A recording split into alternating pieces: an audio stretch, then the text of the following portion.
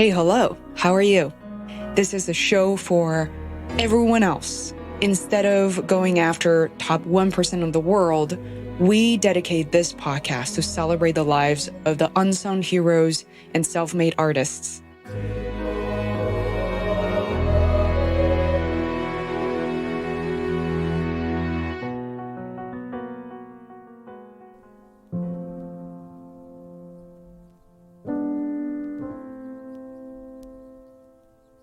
I need to interact with you in a way that exposes you to a different kind of thinking about yourself so that you make your own change, so you change your life. I'm not going to do that. Like, a coach should call you out for that and help you work through changing your perspective so you can be honest with yourself about a better path. The lack of desire to get uncomfortable gives you the easiest answer of no. The easiest thing you can do is not to change, not to address it, is not to look into it, not to challenge yourself. That doesn't make it any better. And eventually you're not going to have a choice. Probably 45% of the book is very personal stuff that's happened to me, that I've dealt with, that I've struggled with. My relationship with my mother, my relationship with my wife, with my sister, with my coworkers. Like, I'm telling you here, like, this is where I screwed up. It's not about what they did or didn't do. It's about what I can do differently to elicit a different outcome, regardless of who I think is at fault or not. We all go through stuff. Everybody has a backstory, no matter whether it's better or worse than someone else's, or I went through a tougher time than you did, or any of that. Like, that doesn't matter. We all go through what we go through, and that leaves little footprints on us along the way. And it wires our brain and our emotional interactions in certain ways. There is no such thing as someone who has everything. It's also a bit of like beauty's in the eye of the beholder. Is, well, what's complete to you may not be complete to me, because we're incomplete and we're looking for different things from different people. And that's why, like, you need everyone.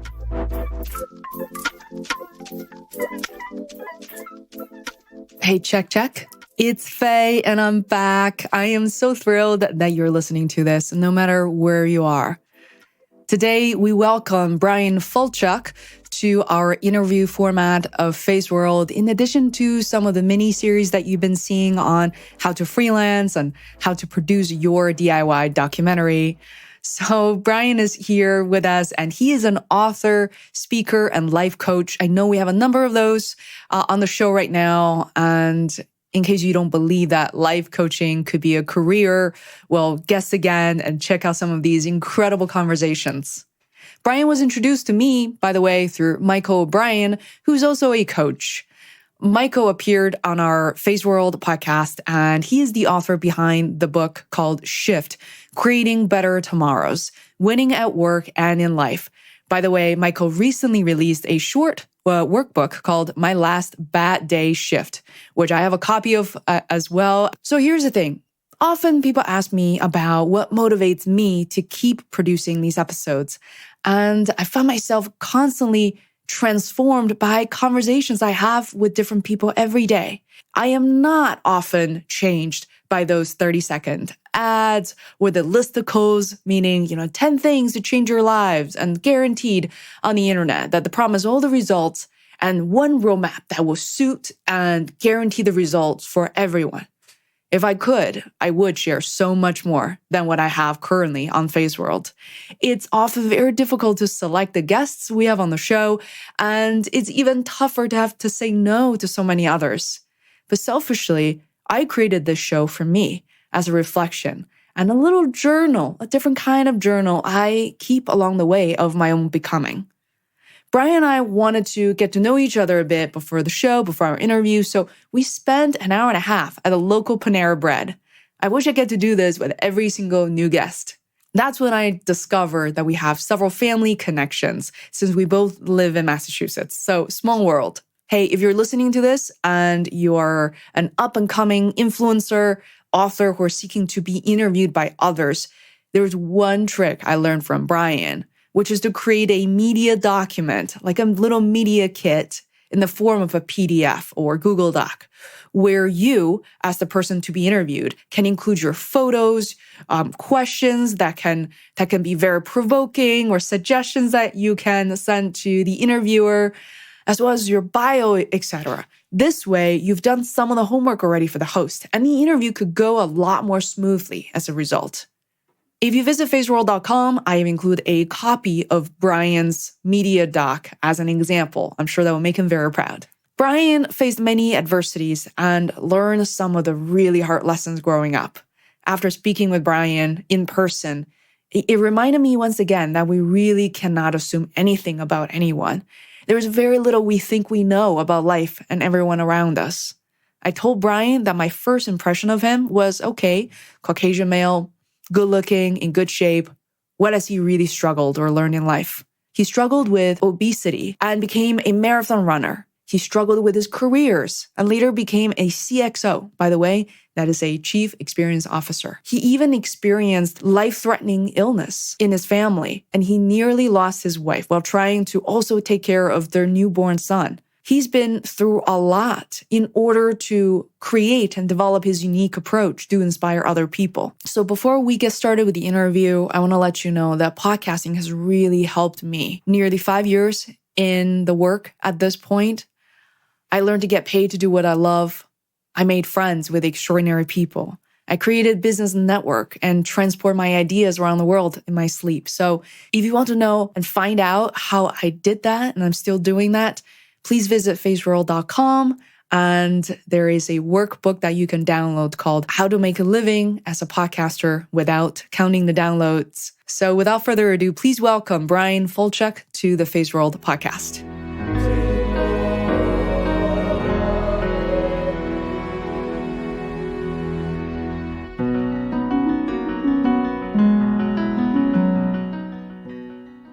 I would love to jump in and say, number one, that you've been on, I think you said something like 120 podcasts. This is like 152. You are counting. I started because I had to track for a different reason and then I couldn't stop. I'm a big track it person. What is the most, one or two most frequently asked questions during your podcast do you find? I mean, where do you recall? There's two really broad ones. One is where's the story behind Do a Day? How did you arrive at that? Which is 90% of what I end up like. And then the other, a quick one is is your wife still alive? Because sometimes I forget. It's not that I forget, but the story goes down a path and I don't come back to that. I did ask that as well. Yeah. And then it's how do you put this into action? Or how would you actually make this work in your life? A little bit of give us the workbook answer. Mm-hmm. And it just doesn't really work that way. Interesting. It's not just answer this one question, spits out an answer, add it to the next answer, and then you have your life purpose. It's not that programmatic. Yeah. I find it really fascinating because I don't know how long you've been a coach. I mean, do you mind give us a sense? I know you're a coach, you're a podcaster, you're a writer. I've been coaching since 2011. And the writing started in end of 2015 is when I started work on Do a Day. I'd done blogs and stuff before then, but not like this. And then the podcast came out almost exactly a year ago. It was a year and a week. But I've been doing appearances since April of 2017, when the book came out. So it was starting a couple weeks after the book launched, which I should have timed it the other way around, started the shows before the book, but I learned. That's kind of what I find interesting because all of us have our own journey and it's so much better to do something, to start something than not to start it and, coming up with all of these excuses.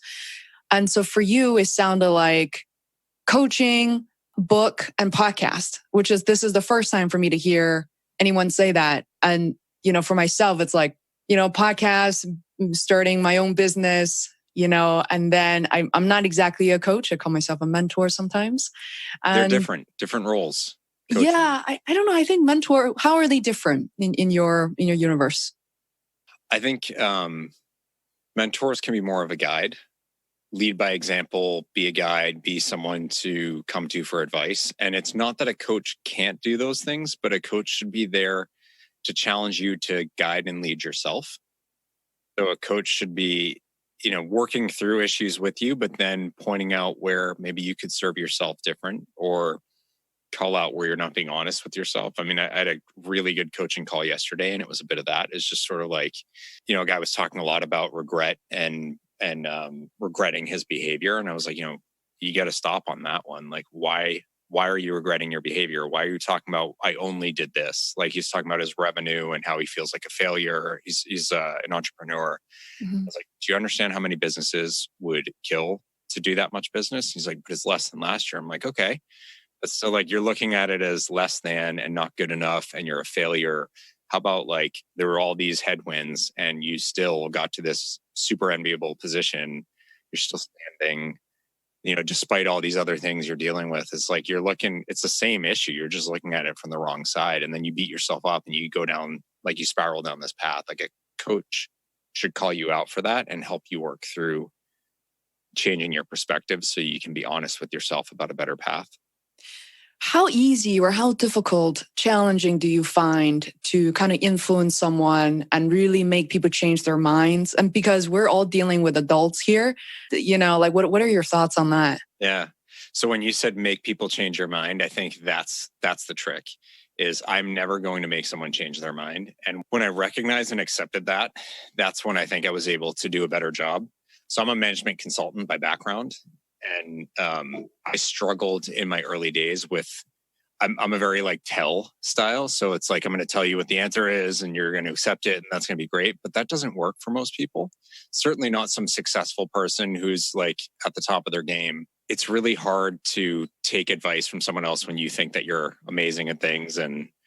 But I had trouble accepting that. And once I realized like, I'm not going to tell them what their mind should be. I need to help them see the answer for themselves. Stylistically, that's been really successful for me, is not trying to change their mind. Like I need to interact with you in a way that exposes you to a different kind of thinking about yourself so that you make your own change, so you change your life. I'm not going to do that. It's so true. And I think even it's the same case with kids. I mean, people are only willing to change once they come to the realization of that they needed that, they wanted that themselves. And recently I was in a conversation with friends, and I thought the most strategic question, I thought about the way I approach the question is, how do we change the situation? How can I help you to change the situation? And the woman very gently said to the person, do you want to change this? And then I saw that split second of a hesitance of, the person thinking about like, not a yes or no, but just not quite sure if he really thought it through yet. Like, he's not sure if he fully wants it, and then that's like such a moment of maturity for me, to be honest. They're like, oh, I really should know better. I mean, this is not up to me, Well, and if they jump on the yes, it's like, my next book is about relationship problems. So in coaching people where they're struggling with their spouse or their coworker or an employee or whatever, it's like, if I ask them, like, do you want this to change? Like, oh yeah. Because it's like the wrong answer to say that you don't want it to change. Why wouldn't you want it to? Like, if you're complaining about it or you're saying it's not working, you should want it to change. But so then the next question is, what gets them is, if they jump on it, I'm always like, why? And that's where a lot of them pause and are like, because I'm supposed to, because this isn't good. I was like, okay, I understand it's not good, but what could it be? Like, you should want to change this thing for what it could be, not for what it stops being now. Like, looking at it from the other side. Yeah. It's interesting that you said yes. Exactly. The moment you said someone jumps on the answer yes, sometimes not to call them fake or inauthentic, but sometimes that's not fully processed. And I notice also in my experience when people jump on the answer of no, and they immediately want to give up certain responsibility. They don't want to sign up for anything. They don't want to sign up for advice, next steps, but at the same time, they don't want to be judged either. I said no, but I don't want you to keep that. Yeah. No usually either means I don't actually understand. And as a follow-up, I'm not willing to find out. So like, you see it in business where like the compliance team or the legal team or regulatory, like whatever, their answer to a lot of things at a lot of companies is no. It's because it's a complex new problem that they're facing and they've never dealt with it before. And so the risk aversion and the desire not to do something, but the lack of desire to get uncomfortable gives you the easiest answer of no. The easiest thing you can do is not to change. not to address it, is not to look into it, not to challenge yourself. That doesn't make it any better. And eventually you're not going to have a choice. And one thing I learned just by talking to you, you have a young son still, and he was very little in 2011. And you've been together with your wife. I don't want to call it an extended marriage, but given that most marriages end after, I think, within 5 years or some crazy stats. We've been together for 15 years now. 15 years. So looking through your relation, not to make this overly personal, but what do you think are some of the things that people don't talk about, but actually helps strengthen their relationship on a day-to-day, on a regular basis, as opposed to a big gifts at the end of the year, go on a vacation? Mm-hmm. Yeah. Gifts don't strengthen relationships. They might buy you a little time, but they don't strengthen the relationship. They're not bad, but that's like, if you have a problem, buying someone a piece of jewelry does not fix the problem. Vacations and experiences they could also make it worse. They could force you into those conflict positions. And if you're not in a place where you know how to handle them or work through them, then yeah, vacation's not going to help. But sometimes having that separation from the day to day, hopefully in something calm and enjoyable, then yeah, that could actually set you up for removing whatever the agitation is to be able to address. What I have found from people who've either read Do a Day or gotten a snippet of 50, 75, 100 is I might be a coach, but I'm not perfect. And everything does not, it's like, you read Do a Day and it's about overcoming these challenges. And I had this serious battle with anxiety and it played out as obesity and all these other things. It's like, I'm not done now. It's not like, oh yeah, I'm good. I don't sweat anything. I never gain a pound. Like, I still face things all the time. I have moments where I am still overcome by my anxiety. I'm just aware of it.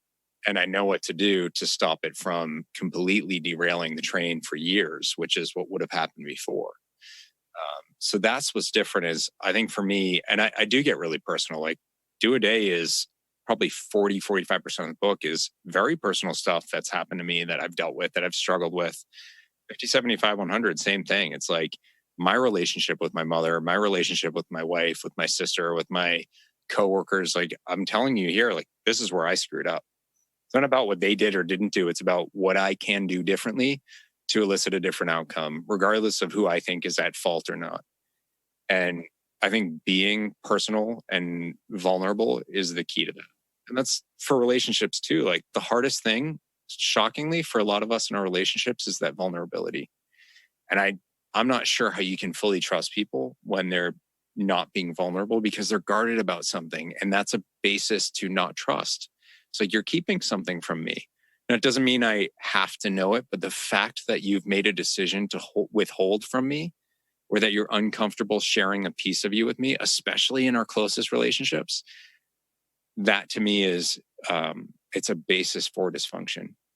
Even if you just acknowledge it and you say, hey, this is really tough for me. I'm struggling with something. I'm not at a place where I'm ready to talk about it yet. Even that is progress against like denying there's even something that's not coming out. Because, often there is. And often we aren't ready to talk yet. Or maybe we don't even understand it ourselves. Why do you think it's some couples, young or old, find it really, they struggle to really open themselves up to each other and to undershare, these information? What I found is, no matter how green the grass looks, it's not green anywhere. Like, I would say, like, it's only green if you garden. But by that, I mean, like, we all go through stuff. Everybody has a backstory, no matter whether it's better or worse than someone else's, or I went through a tougher time than you did, or any of that. Like, that doesn't matter. We all go through what we go through. And that leaves little footprints on us along the way. And it wires our brain and our emotional interactions in certain ways. So we get stubborn about some things and we withhold about others, and we have trouble trusting in specific themes. Like, some people, if you've been cheated on, it can be really hard to trust that won't happen again, even though one person has nothing to do with the other. Unless there's something in how you're selecting people and who you're attracted to. And there could be dynamics about it. And so everybody's been hurt at some point in their life, maybe multiple times, maybe once, often by people closest to us. in the work I do and the podcasts I've been on or the people I've had on mine, like so many of the conversations are about these childhood situations that leave an impact. And you see how it plays out. And it can play out positively. Like it could turn them into this incredibly strong and supportive person. It's like I always say, if you look at people who grew up the children of alcoholics or abusers, you typically see a really strong split in their paths where either they end up behaving similarly, maybe it's similarly, but with a different theme. So they're not an alcoholic, but they're abusing something else. Or you see them like vehemently standing against it. And they won't touch a drop of alcohol, or they won't do that, like totally different views on it. And it's like, I see it across the board. I see it with like promiscuity and cheating, to abuse, to like physical abuse, to sexual abuse, to substance abuse. Like it really runs the gamut of how people who are exposed to that as little children split. And that defines how we are. And so that could mean, if I was hurt by someone in my family, I may be less likely to choose to trust the people in the family I've created as an adult. Or maybe there's certain things that trigger me to behave a certain way from my childhood that maybe I'm not even aware of, because it was reality growing up. I was never like, oh, this is different. It's just what you grew up with. So you're not aware of it, and you find yourself, or others find you triggered, even if you're not aware of it. And the thing is, we all bring those to the party. We're all interacting with them. And what we don't do usually is stop to understand that about ourselves or our partners to see how we can fit together.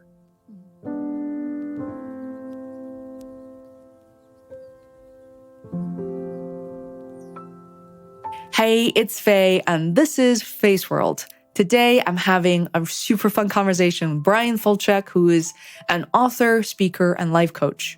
Bryan speaks to many challenges he has experienced as a child and adult, from obesity to life-threatening illness in his family while raising a young son, and how eventually he developed an approach and system to inspire others to succeed.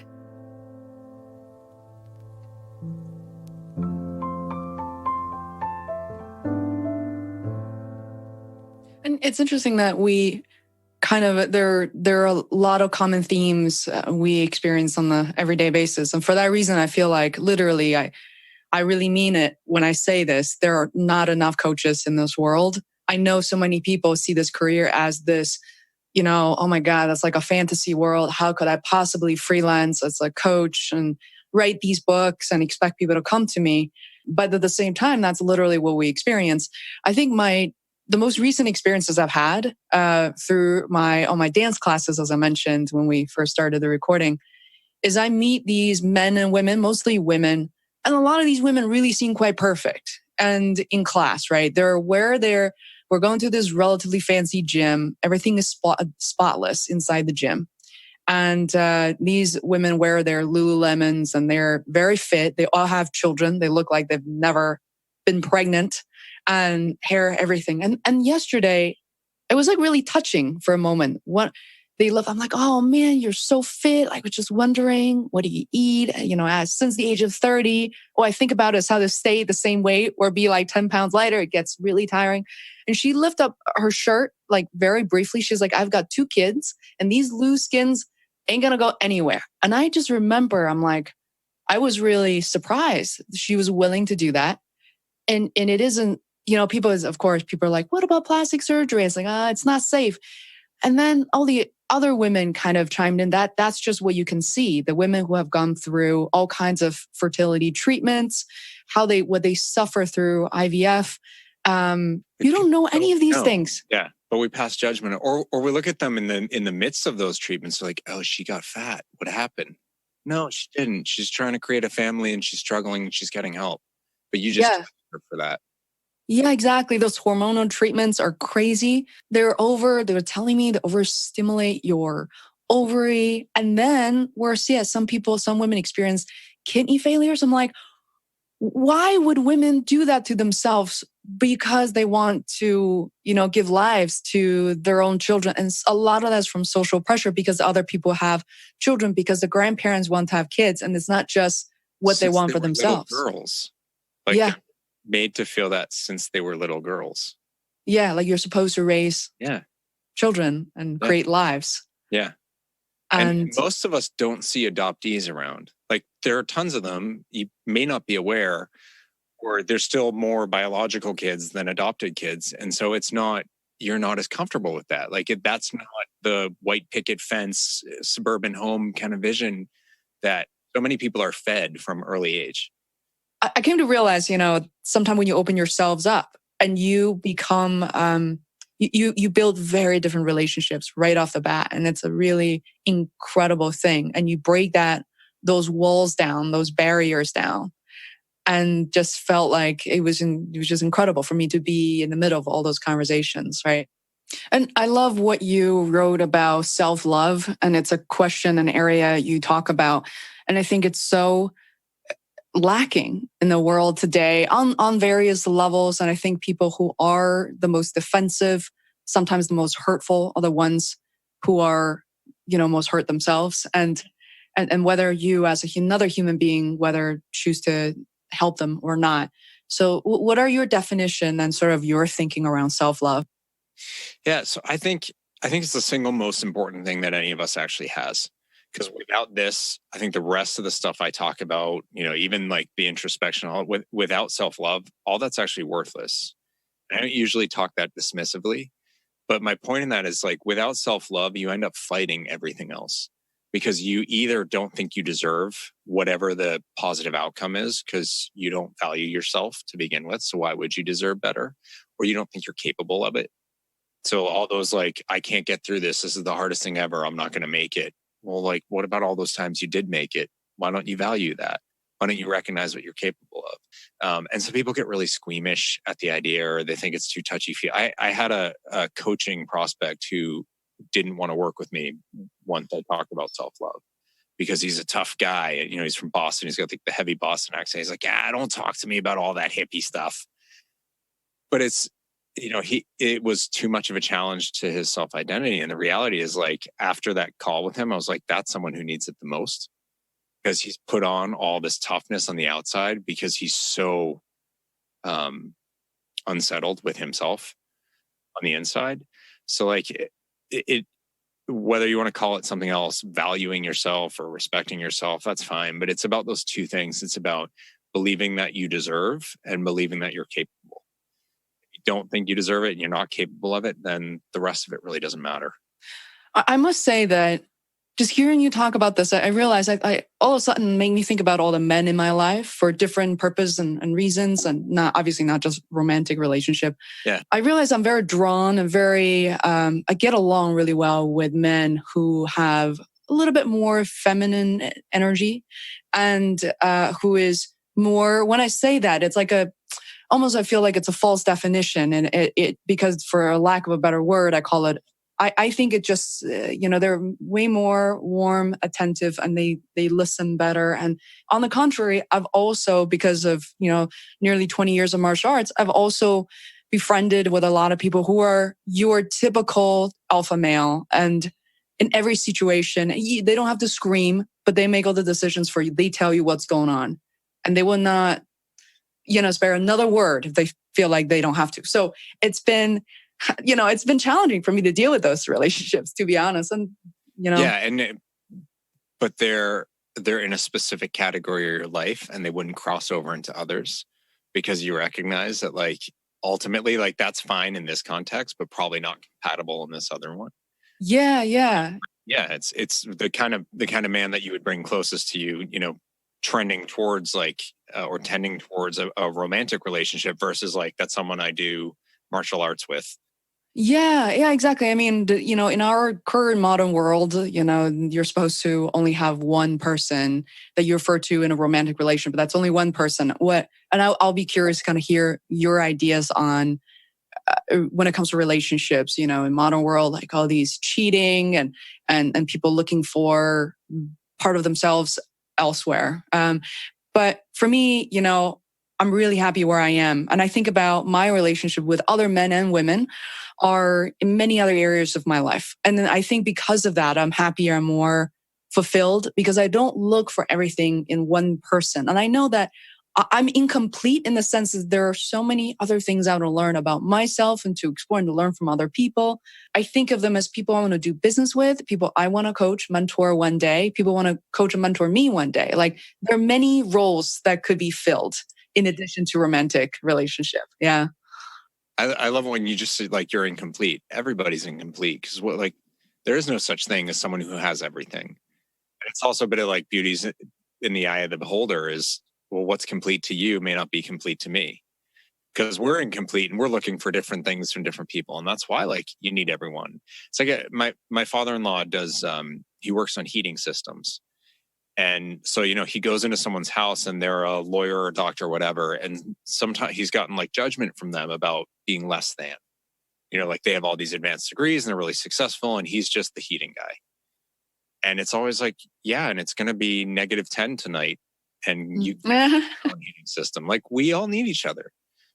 So we're all incomplete in different ways. And you need to understand that so you know what you need to fill in.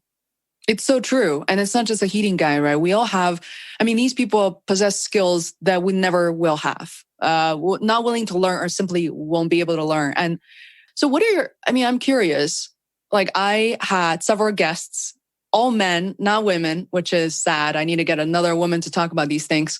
But several men volunteered to talk about love, relationships, their personal relationships. One guest who opened up about the fact that he and his wife, gorgeous wife, not having sex anymore 10 years ago. And he broke it down and said how they fix it. I was just like, oh my God, I didn't expect this. And I actually spoke to his wife, who's absolutely lovely, also a coach.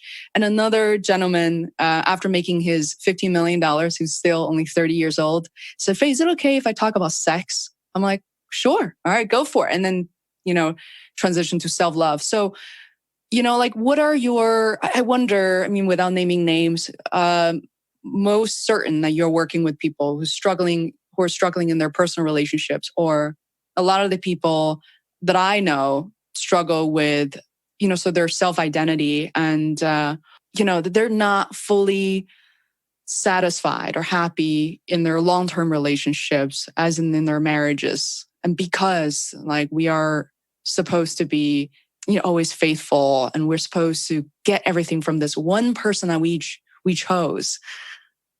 Do you face a lot of that? Yeah, I'm just sort of running through my head various people that I'm working with and where they're at with that. I think the thing you just said about we're supposed to get everything from this one person that we chose, I do think we're supposed to get everything from this one person, but it's us. Yeah, like, yeah. You have to be, and it sort of goes against the point we were just saying about like we're all incomplete and we need each other. Yes, we do in society, but you need to complete yourself. You have to feel content with yourself because that's the only thing you always have. And as I reflect on various people that I coach, and I don't work with anyone in one vacuum of their life because I don't think that's reality. Pretty much everyone comes to me for a thing, like my weight, my career, my this, my that. And it's like, that's awesome. I almost don't care. Like I don't mean to sound crass, but like your life is holistic. You can't separate, like I'm just having trouble at work and everything else is perfect. So we're not going to talk about that. Or I had someone who came to me about weight loss and she struggled with it since a very particular age. And so that's like a laser focus for me. Like what happened at age like 12 or whatever it was. I'm not willing to talk about that was her answer. And I'm like immediately like, okay, there's a trauma story around that age. And while I can sit here and presume things in my mind, like I don't know what it is, but if she's not willing to talk about it, then we're not going to make any progress. And we had a great conversation and I gave her some general tips, but ultimately I was like, so where this is at for me is that moment you talked about where everything changed. Like you do need to get to a place where you can talk about it. And I understand why you're not comfortable with that. But I would suggest these 2 or 3 ways, this kind of person to go see or whatever, because until you address that, it will continue to have power over in this and other domains in your life. So the reason is because of how it makes her feel about herself. And from there, her ability or inability to trust others, to feel safe, to, all these things. So as I look at all the people that I'm coaching, where it's like, where do their relationships stand? Even the ones who have great relationships, you'll hear them talk about, I'm failing her or him because, and it's like, and it hurts me because she loves me so much, but there's still this negative sentiment, even if it's a great relationship. And in every single case, there's a lack of self-love. There's a lack of feeling content with yourself. And so then there's an outward portrayal into that relationship in some problematic way. So I see that really consistently. And some people will act out in trying to feel better by seeking it with others or many others, or they will just swear everyone else off because they're so miserable even with themselves. They're unlikable by anybody else or undesirable. So yeah, I mean, I see it play out every single way. I do think infidelity, I'm on like that split in the spectrum. I'm hardcore, like that's a complete and utter no for me. I don't accept or understand, or I might know why it happened, but I'm never okay with it. But you do see a really consistent theme of why it happened. And it always goes back to insecurity in the actor. It's not just about that person who they desired so much in addition to the person that they had already chosen and didn't care for anymore. There's a reason why everything's moved. So I do see that really consistently. That's so fascinating that you get to talk to so many different people and realize, I think in many ways, I'm not sure if you feel the same way. I think it helps you too. It fuels you in a positive way. Granted, there's still going to be, sure, some negative energy, but you get to learn so much more. You hear these stories and maybe help put things in perspective for your own life. Yeah, very much so. Yeah, I mean, so I mentioned like I was working with my editor today on my next book, and he wanted me to add an origin story for what sparked writing the book. And it started with, my own relationship with my wife. And then I started in my coaching work to recognize the same patterns. And so the things I was learning with my wife, I was able to apply for them. And I was like, there's something more. There's a story here. But it took those coaching sessions for me to see that, like, oh, it's not just us. It's not just me and her or me and these, like, this stuff helps universally. So I was like, there's something to this. So yeah, it's been really a huge growth engine for me, is helping other people. Aside from just feel like I come off these calls just so energized, because that's what I want to do. Like, I want to impact people and help them to turn their own lives around and then have those tools themselves. Mm-hmm. Yeah, even when you're not there. And yeah, especially when I'm not there. Yeah. I want to talk to you briefly, ask a question about the veganism. I didn't realize you were a vegan. Oh, yeah. Yeah. So, and you said you were able to do that in one day. You made the decision, you switched. And how long ago was this and what happened? January 2015.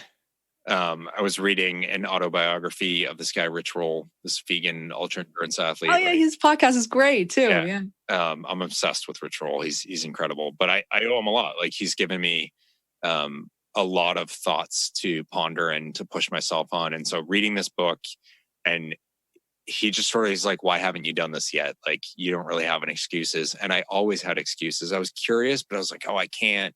Like, what about this business trip or my son's birthday or this or that? And I was like, yeah, you know what? I don't have any excuses to just do it tomorrow. I said out loud, I was like, I can do a day. Like, I'll just do it for one day. And that's when Do a Day got its name. Oh, wow. Oh, yeah, 2015. Yeah. So I just kind of let go of fighting the idea just for a day. Like, I don't have to never eat these things for the rest of my life. I just said I'd do it tomorrow. So I will wake up and I will do that, and we'll see how it goes. And then I'll evaluate the next day, but I'm not doing every day right now. So I did it, and it was way easier than I had been eating. I was doing the slow carb diet, following Tim Ferriss and the 4-Hour Body, and like, it worked, but it was so exhausting to have to like just scrutinize the heck out of everything. Yeah. That are healthy, that I was like, oh, I can't have a grapefruit because the sugar content's too high, even though it's like super healthy. Yeah. So yeah, it was easy. And then it was like, I can do the next day. And it's been since then. And I'm not 100% vegan 100% of the time. I'm 100% vegan high 90-something% of the time. There are situations where I will make a decision and be like, for this reason, I'm willing to break from veganism. Like, my son's birthday was one of the things I was held up. He's like, Daddy, I want you to have a piece of cake. So it's like, you know what? I'm not going to be like, no, that's like, you know what, buddy? Like, I'll have a bite of the cake with you because you want to have that with me. Or like, someone had us over for dinner and they went out of their way to accommodate me, or so they thought. They're like, yeah, I got this frittata recipe, so I made you this. I'm like, that's all eggs. They're like, and there's no cheese in it. And like, that's awesome. But I don't beat myself up for it. I understand why. And I make sure I understand that really clearly. So I know how I'm going to make the decision the next time I face it, and then there's other things I don't eat or I don't like. I used to be way hooked on Diet Pepsi. Would ever know, but I'm like, you know what? There's a ton of chemicals in that. And I work so hard to keep my body clean of those things. And I have some issues with my liver. That's like, why would I ask my liver to process that when I'm also like dealing with all these flights and not sleeping enough, and I want to keep exercising, and like there's a great river that I want to go for a run along. Like I make those decisions for myself in those moments, and I feel good knowing I have the right structure and basis and self-love to make the choice for myself and be comfortable with myself for those choices. Yeah, I love that. Well, thanks for breaking that down.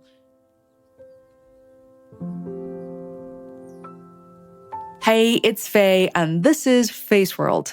Today, I'm having a super fun conversation with Bryan Falchuk, who is an author, speaker, and life coach. Bryan speaks to many challenges he has experienced as a child and adult, from obesity to life-threatening illness in his family while raising a young son, and how eventually he developed an approach and system to inspire others to succeed.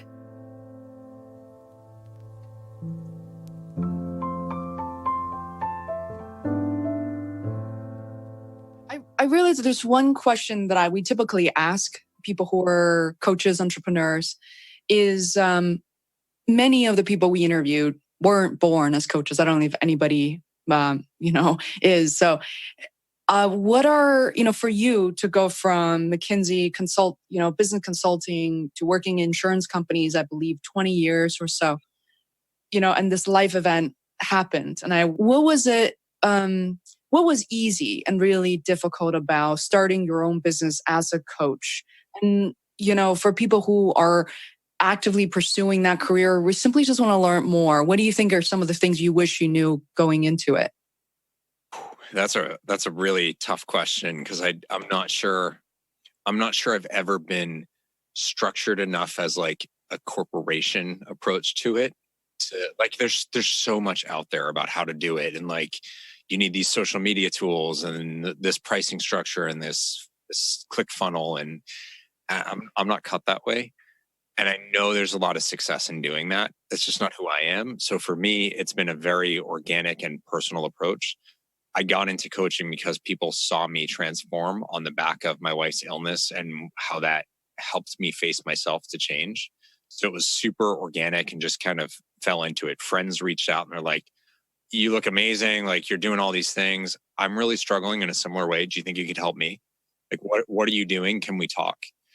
So I naturally fell into coaching through doing that. And I've always kept it as a side hustle. And there comes a point where it's like, is this just a side hustle? So I run this difficult balance because I love doing it. I get so much out of it. Professionally, that's the most rewarding piece of what I do. And it was never enough to support my family because aside from living in a nice place and, not wanting to disrupt like what my son's life looks like, and we're all going to go live in our car for the next year or whatever. We've got a lot of medical bills, and we've got a lot of non-medical, but health related costs around like food and whatnot for my wife to be where she's at. And so that has a pretty high bar earnings wise. That I think that's been the toughest thing. I talked to John Vroman about this in his show, like making that leap. For a lot of people, I think that's the hardest part. Like whether you're into ClickFunnels or not, yeah, like that's a moment of pause for me. And like, is this something I want to do?